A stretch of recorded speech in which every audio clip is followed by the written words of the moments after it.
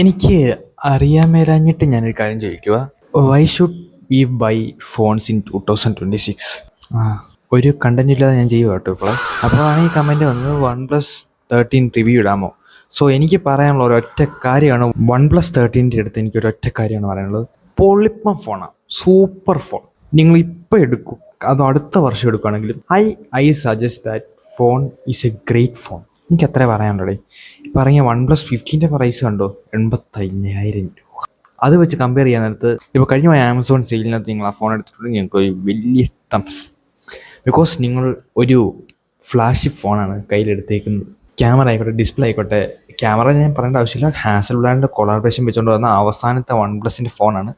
So പൊളിപ്പസാണ്. Camera, battery, display, ഈ എല്ലാ സോഫ്റ്റ്വെയറിൻ്റെ കാര്യത്തിലൂടെ എനിക്കിനി ഒറ്റ കാര്യം പറയാനുണ്ട്. ഞാൻ വേറെ റീലിനകത്ത് പറയാം. ബട്ട് ഇവിടെ വരാൻ നേരത്ത് സോഫ്റ്റ്വെയർ OxygenOS 16 ആണ് ഇപ്പോൾ കറൻ്റ് റൺ ആയിക്കൊണ്ടിരിക്കുന്നത്. സോ പോളിപ്പൻ OSും എല്ലാ രീതിയിലും പോളിപ്പ് ഫോൺ. നിങ്ങൾ ഇപ്പോൾ എടുക്കുകയാണെങ്കിൽ അത് പോളി ഫോണാണ്. OnePlus 15 എടുക്കണമെന്നില്ല, കഴിഞ്ഞ വർഷം ഇറങ്ങിയ സാധനമാണ് OnePlus 13. സോ അതെടുത്താലും എനിക്കൊരു പ്രശ്നം, നിങ്ങൾക്കൊരു പ്രശ്നം വരത്തില്ല. സൂപ്പർ സാധനം അത്. ഇതാ എനിക്ക് പറയാനുള്ളത് OnePlus 13 കുറിച്ചുള്ള റിയാലിറ്റി ഒപ്പീനിയൻ. ഇപ്പം ശരിയല്ലേ, ബൈ. ഒന്ന് ഫോളോ ചെയ്ത് സപ്പോർട്ട് ചെയ്യണേ.